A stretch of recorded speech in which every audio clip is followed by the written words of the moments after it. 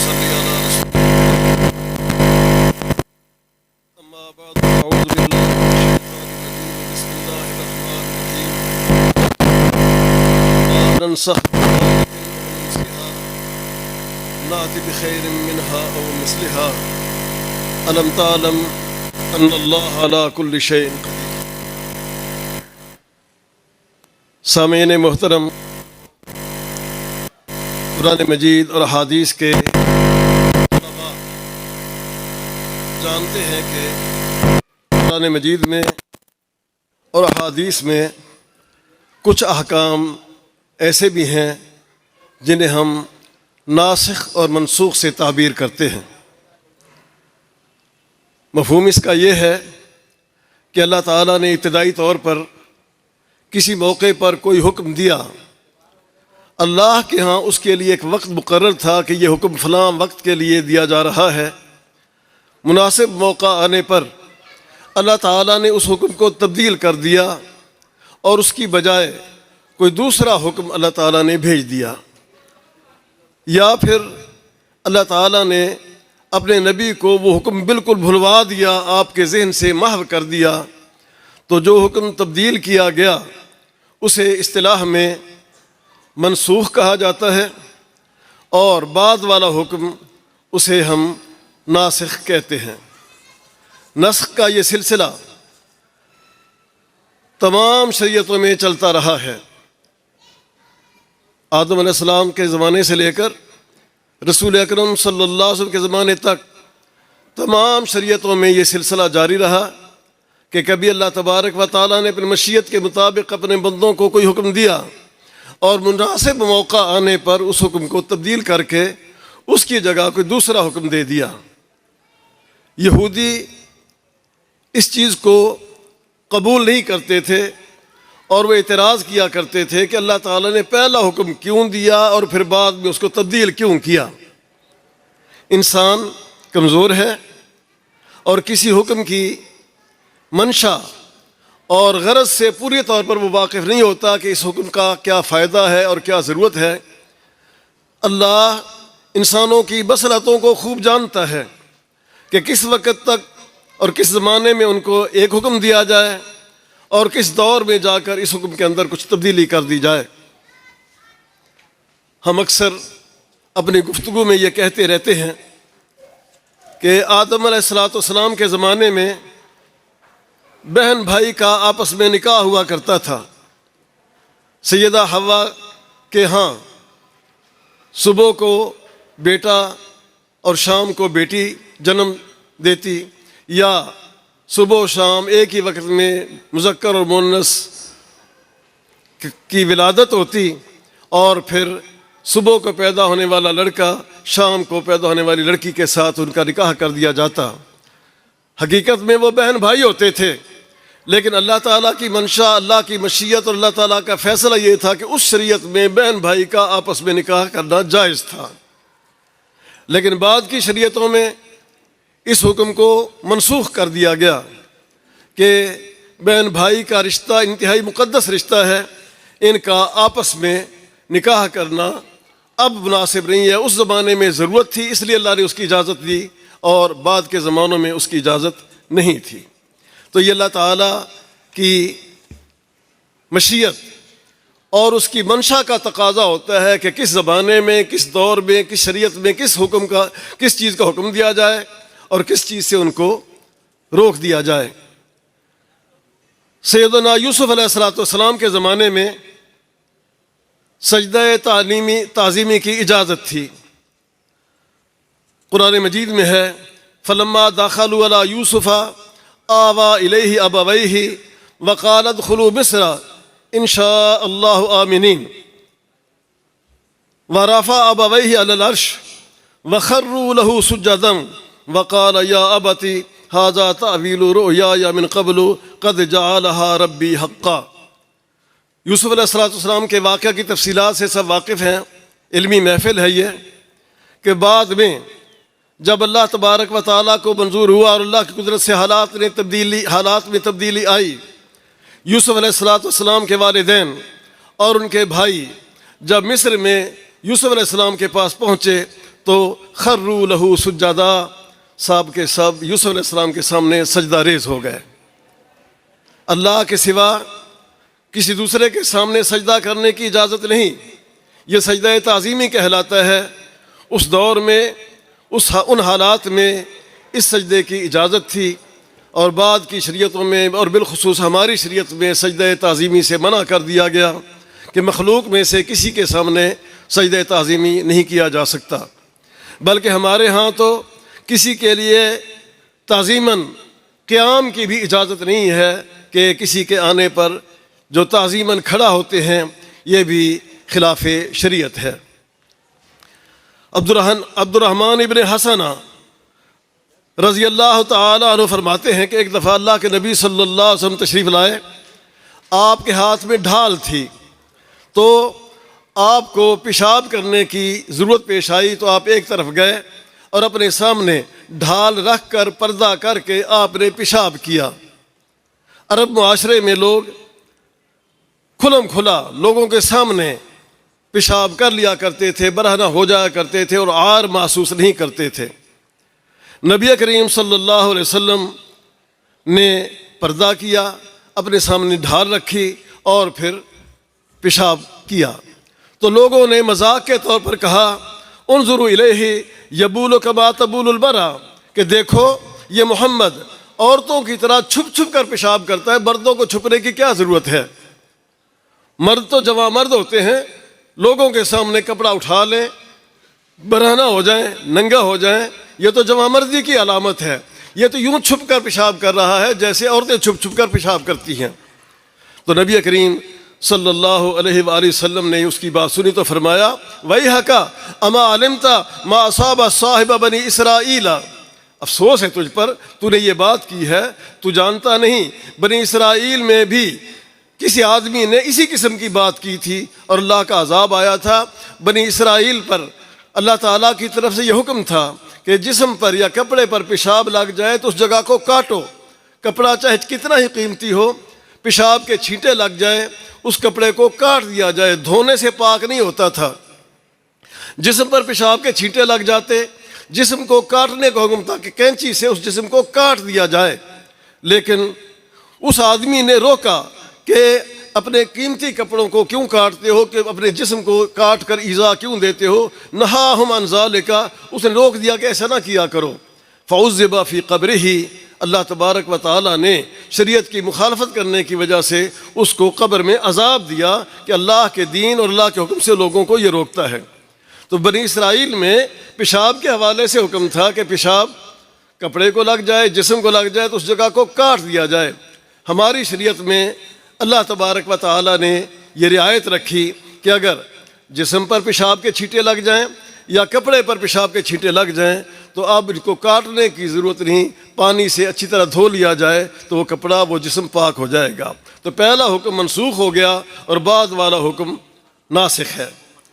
نسخ کے کئی انداز ہیں، احکام کی تبدیلی کے کئی انداز ہیں۔ بعض اوقات قرآن کے حکم کو قرآن کے ذریعے ہی منسوخ کر دیا جاتا ہے، بعض اوقات قرآن کے حکم کو سنت کے ذریعے منسوخ کر دیا جاتا ہے، بعض اوقات سنت اور حدیث کے حکم کو قرآن کے ذریعے منسوخ کر دیا جاتا ہے، بعض اوقات سنت و حدیث کے حکم کو حدیث کے ذریعے منسوخ کیا جاتا ہے۔ یہ مختلف انداز اور مختلف طریقے ہیں، جیسے اللہ کو منظور ہو۔ شریعت اسلامیہ میں جو حیثیت قرآن کی ہے شرعی دلیل کے حوالے سے، وہی حیثیت حدیث کی بھی ہے شرعی دلیل کے حوالے سے۔ تو شرعی دلیل ہونے کے حوالے سے قرآن اور حدیث میں کوئی فرق نہیں ہے۔ قرآن حدیث کے احکامات کو منسوخ کر سکتا ہے اور حدیث قرآن کے احکامات کو منسوخ کر سکتی ہے۔ یہ اس میں بہرحال بہت سی تفصیلات ہیں۔ ایک مثال ہے کہ شرعی حکم منسوخ کر دیا گیا، لیکن یعنی اس کی تلاوت منسوخ کر دی گئی، حکم باقی ہے، مسئلہ باقی ہے۔ ایسا بھی ہوا ہے کہ کچھ الفاظ قرآن مجید میں نازل کیے گئے، تلاوت منسوخ کر دی گئی، اب وہ قرآن مجید میں وہ الفاظ نہیں ہیں، لیکن حکم اب بھی باقی ہے۔ مستدرک حاکم میں حدیث ہے، زر بن حبیش بیان فرماتے ہیں ابی بن کعب نے بیان کیا کہ نبی کریم صلی اللہ علیہ وسلم سورہ البینہ کو یوں پڑھا کرتے تھے، سورہ البینہ اس کو یوں پڑھا کرتے تھے، اس میں یہ آیت بھی پڑھا کرتے تھے ان ذات الدین عند اللہ الحنیفیہ للیہودیہ وللنصرانیہ ومن یعمل خیرا فلن یکفر۔ یہ الفاظ تھے قرآن مجید میں نازل ہوئے تھے سورہ البینہ میں۔ ابی بن کعب رضی اللہ تعالیٰ عنہ فرماتے ہیں نبی کریم صلی اللہ علیہ وسلم یہ الفاظ تلاوت کیا کرتے تھے، بعد میں یہ الفاظ منسوخ ہو گئے، ان کی تلاوت منسوخ کر دی گئی، البتہ حکم اب بھی باقی ہے۔ اسی طرح یہ بات بھی ذہن میں رہے کہ نسخ کا تعلق احکام سے ہوتا ہے، اخبار اور واقعات سے نہیں۔ واقعات منسوخ نہیں ہوتے، حکم منسوخ ہوتے ہیں کہ فلاں موقع پر فلاں وقت کے لیے یہ حکم تھا اور بعد میں یہ حکم دے دیا گیا۔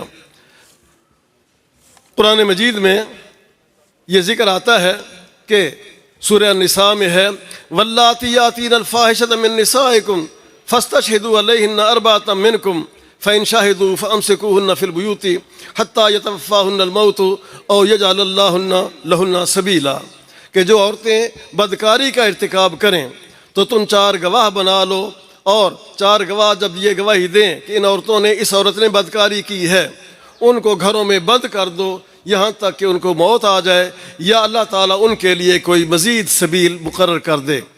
چنانچہ بعد میں یہ حکم آیا کہ سبیل کے طور پر آپ نے فرمایا خذوا عنی خذوا عنی خذوا عنی قد جعل اللہ لہن سبیلا، یہ حکم لے لو، اللہ تعالیٰ نے ان عورتوں کے لیے یہ سبیل مقرر کر دی ہے کہ جو عورتیں بدکاری کا ارتکاب کریں اور ان کے لیے گواہی بھی ثابت ہو جائے کہ واقعی انہوں نے یہ جرم کیا ہے، اب ان کو سزا دی جائے البکر بالبکر جلد مئۃ ونفی سنۃ والثیب بالثیب جلد مئۃ والرجم۔ یعنی رجم کا حکم بھی اللہ تعالیٰ نے نازل کیا تھا کہ شادی شدہ مرد یا عورت زنا کرے اس کو 100 کوڑے مارے جائیں اور رجم کیا جائے، اور اگر کنواری وہ زنا کریں ان کو 100 کوڑے مارے جائیں اور 1 سال کے لیے جلا وطن کر دیا جائے۔ اب رجم کا حکم منسوخ ہو گیا، قرآن مجید میں نازل ہوا تھا، قرآن مجید میں اس کی تلاوت کی جاتی تھی، لیکن ایک وقت آنے پر اللہ تعالیٰ نے اس حکم کو منسوخ کر دیا، حکم باقی ہے، تلاوت منسوخ ہے۔ اس حوالے سے صحیح مسلم میں حدیث ہے، سیدنا عمر ابن الخطاب رضی اللہ تعالیٰ عنہ فرماتے ہیں کہ اللہ تبارک و تعالیٰ نے قرآن مجید میں رجم کی آیت نازل کی تھی، سنگساری کا حکم قرآن مجید میں موجود تھا کہ شادی شدہ آدمی مرد ہو یا عورت زنا کرے اس کو سنگسار کیا جائے، پتھر مار مار کے، اینٹیں مار مار کے اس کو ختم کر دیا جائے۔ یہ حکم قرآن میں موجود تھا، قرأناہا وعقلناہا، ہم نے یہ حکم یہ آیت پڑھا بھی اور سمجھا بھی، لیکن رجم رسول اللہ صلی اللہ علیہ وسلم ورجمنا بعدہ، اللہ کے نبی کے زمانے میں بھی رجم کیا گیا شادی شدہ زانی کو، اور بعد میں بھی رجم کیا گیا۔ ہو سکتا ہے کہ بعد میں کوئی کہنے والا کہے کہ رجم کا حکم کتاب اللہ میں تو نہیں ہے اس لیے چھوڑ دیا جائے۔ یاد رکھو ان رجم فی کتاب اللہ حق، اللہ کے قرآن میں، اللہ کے دین میں رجم جو ہے یہ حق ہے اور ثابت ہے، البتہ اس کی تلاوت منسوخ ہو چکی ہے۔ اسی طرح شروع میں جب روزے فرض کیے گئے، روزہ فرض ہوا، اس وقت اللہ تعالیٰ کی طرف سے اجازت تھی کہ جو آدمی روزہ رکھنے کی طاقت رکھتا ہو وہ چاہے تو روزہ رکھ لے، چاہے تو روزہ نہ رکھے۔ جو شخص روزہ رکھنے کی طاقت رکھتا ہے اسے اجازت ہے، روزہ رکھنا چاہے تو رکھے، نہ رکھنا چاہے تو نہ رکھے۔ وَعَلَى الَّذِينَ يُطِيقُونَهُ فِدْيَةٌ طَعَامُ مِسْكِينٍ، کہ جو لوگ روزہ رکھنے کی طاقت رکھتے ہیں، روزہ رکھ سکتے ہیں، وہ نہیں رکھنا چاہتے تو کسی مسکین کو کھانا کھلا دیں۔ یہ ابتداء میں یہ حکم تھا، لیکن بعد میں اللہ تعالیٰ نے اس کو منسوخ کر کے فرمایا کہ من شاہد منکم الشہر فلیصمہ، تم میں سے جو آدمی اس مہینے کو پالے وہ روزہ رکھے۔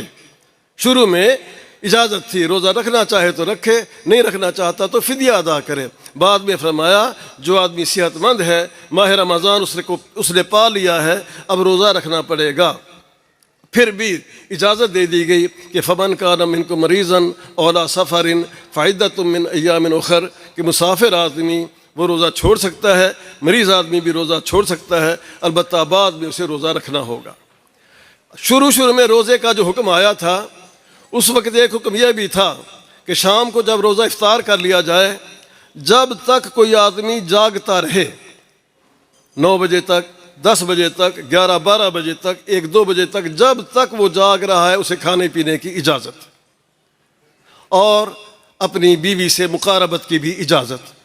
لیکن اگر نیند آ گئی، چاہے 8 بجے نیند آ جائے، نیند آنے کے بعد اب اس کے لیے کھانا پینا بند، مقاربت کی بھی اجازت نہیں، اور اس کا اگلے دن کا روزہ شروع ہو گیا۔ کسی کا یعنی 8 بجے روزہ شروع ہو گیا رات کو، کسی کا 9 بجے، کسی کا 10 بجے، کسی کا 11 بجے، جب تک جاگ رہا ہے کھانے پینے کی اجازت، جب نیند آ جاتی تو کھانے پینے کی پابندی لگ جاتی۔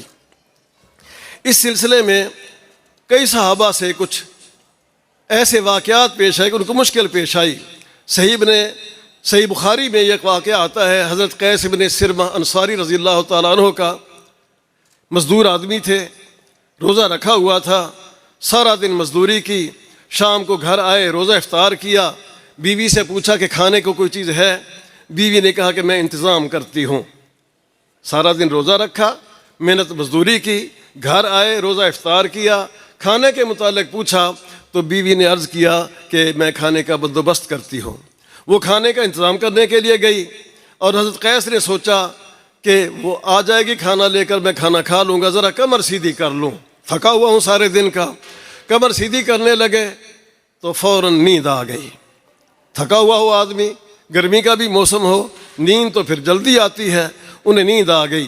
بیوی نے جلدی سے کوشش کر کے تیار کیا کھانا کہ شوہر نے روزہ رکھا ہوا تھا اور پھر سارا دن محنت مزدوری بھی کی ہے، جلدی سے کھانا لے کر جاؤں۔ کھانا لے کر آئی تو ان کو نیند آ چکی تھی، سو چکے تھے۔ کہنے لگے ہائے افسوس، آپ کو تو نیند آ گئی ہے، آپ کے لیے کھانا پینا بند ہو گیا ہے، کھانے کی پابندی لگ گئی ہے، آپ کا تو اگلے دن کا روزہ شروع ہو گیا ہے، اب آپ کچھ نہیں کھا سکتے۔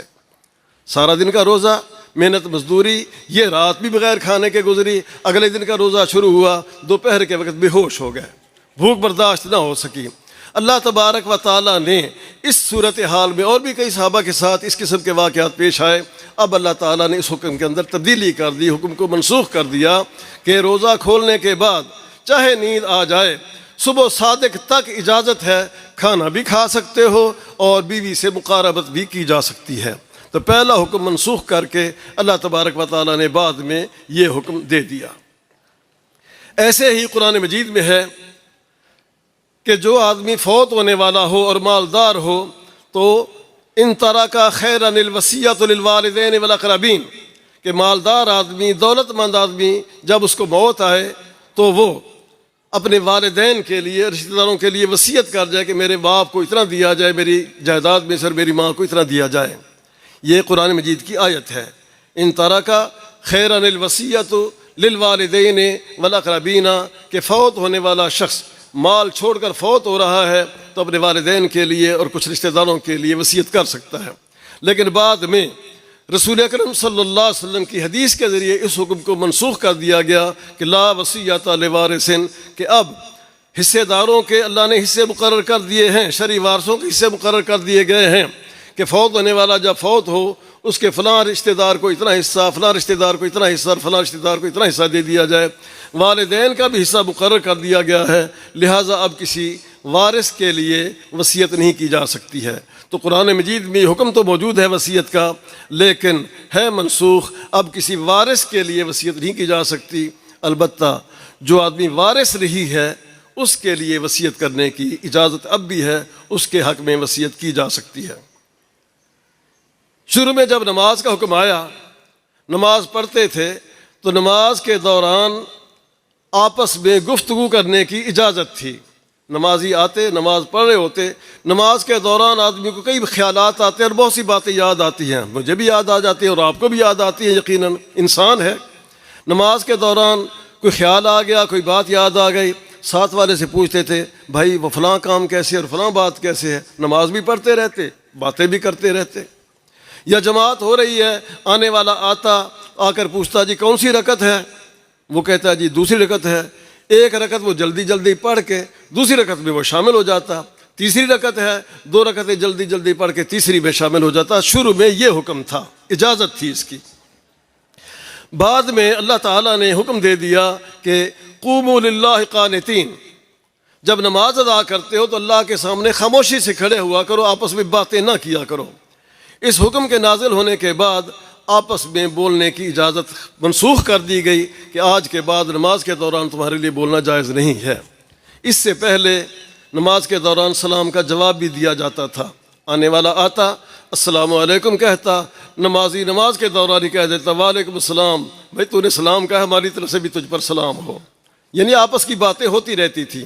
لیکن جب یہ حکم نازل ہوا کہ قوموا للہ قانتین، اب نماز کے دوران باتیں کرنے کی اجازت منسوخ کر دی گئی۔ اب نماز پڑھو، نماز توجہ سے پڑھو، کسی کی بات کا جواب نہیں دیا جا سکتا۔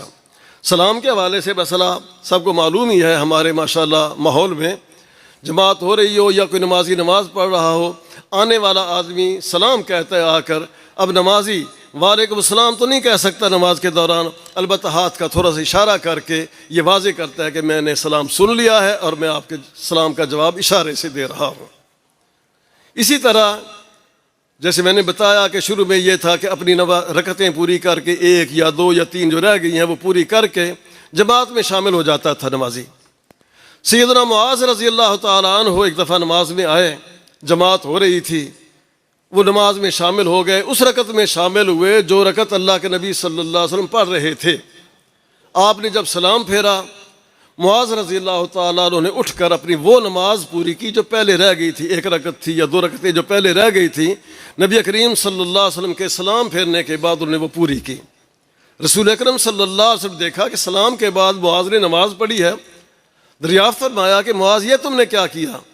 کہنے لگے یا رسول اللہ صلی اللہ علیہ وسلم، مجھے اچھا نہیں لگتا کہ ادھر جماعت ہو رہی ہو، میں اپنی 1 رکعت پڑھوں، 2 رکعتیں پڑھوں، 3 پڑھوں، پھر میں جماعت میں شامل ہوں، میں نے وہ چھوڑ دی، آپ کے ساتھ نماز میں شامل ہو گیا، تو جو رکعتیں میری پہلی رہ گئی تھیں وہ میں نے بعد میں پوری کی ہیں، 1 یا 2 یا 3۔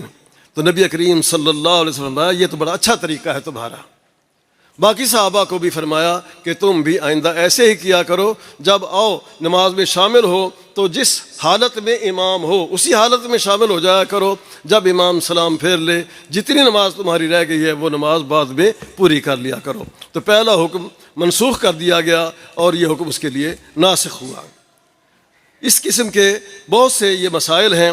صحیح مسلم میں حدیث ہے، براء بن عازب رضی اللہ تعالیٰ عنہ کہتے ہیں کہ شروع میں جب یہ آیت نازل ہوئی حافظوا علی الصلوات والصلاۃ الوسطیٰ وقوموا للہ قانتین، تو کہتے ہیں کہ شروع میں یہ آیت اس طرح نازل ہوئی تھی کہ حافظوا علی الصلوات وصلاۃ العصر۔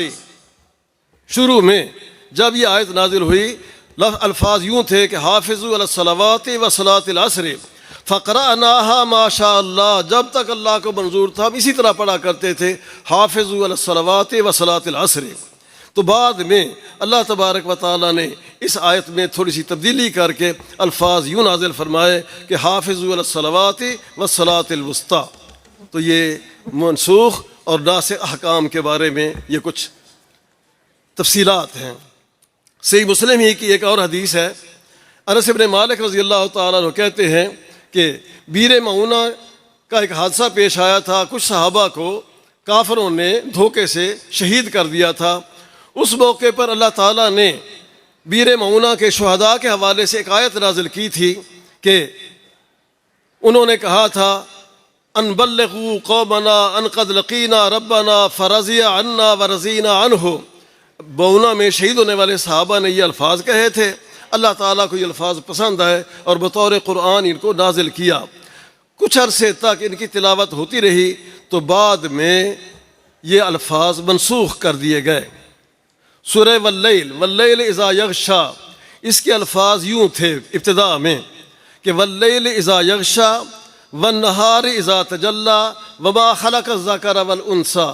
شروع میں سورہ واللیل کے الفاظ یہ تھے، بعد میں ان الفاظ میں بھی تبدیلی کر دی گئی اور پھر دوسرے الفاظ نازل کیے گئے۔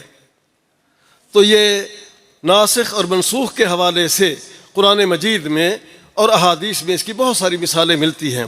صحیح مسلم ہی کی حدیث ہے، صحیح مسلم کے حوالے اس لیے زیادہ آ رہے ہیں کہ الحمدللہ مجھے کئی مرتبہ صحیح مسلم پڑھنے کے ساتھ ساتھ پڑھانے کی بھی سعادت نصیب ہوئی اور میں یہ ساری معلومات درج کرتا رہا۔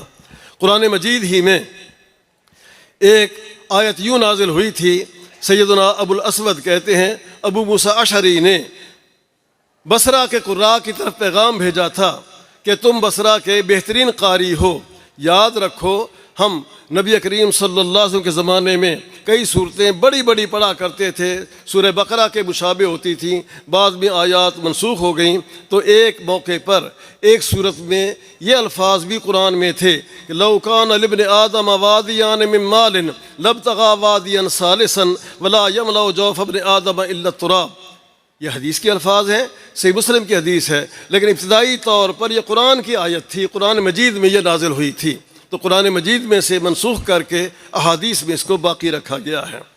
اسی طرح کہتے ہیں کہ قرآن مجید میں یہ لفظ بھی تھے یا ایھا الذین آمنوا لم تقولون ما لا تفعلون فتکتب شہادۃ فی اعناقکم فتسألون عنہا یوم القیامہ۔ یہ بھی الفاظ تھے قرآن میں، لیکن ان کو منسوخ کر دیا گیا۔ رضاعت کے حوالے سے بھی شروع میں جو حکم تھا وہ یہ تھا کہ کوئی بچہ رضاعت کی مدت میں 10 دفعہ کسی دوسری عورت کا دودھ پیے تو یہ بچہ دودھ پینے والا اس کا بچہ بچی قرار پائے گا اور وہ اس کی ماں قرار پائے گی۔ 10 دفعہ پینے سے حرمت رضاعت ثابت ہوتی تھی۔ بعد میں اللہ تعالیٰ نے اس حکم کو منسوخ کر کے 5 رضاعات سے منسوخ کر دیا، اور وہ 5 والا حکم یعنی کہ ناسخ ہو گیا کہ آئندہ کے لیے اگر بچہ 5 دفعہ کسی عورت کا دودھ پیے تو اس کا بچہ قرار پائے گا، وہ اس کی ماں قرار پائے گی۔ بعد میں اس کی بھی تلاوت منسوخ کر دی گئی، البتہ حکم اب بھی یہی ہے کہ 5 دفعہ اگر بچہ یا بچی کسی دوسری عورت کا دودھ پیے تو وہ اس کی ماں بن جائے گی اور اس کو اس کا بیٹا یا بیٹی قرار دیا جائے گا۔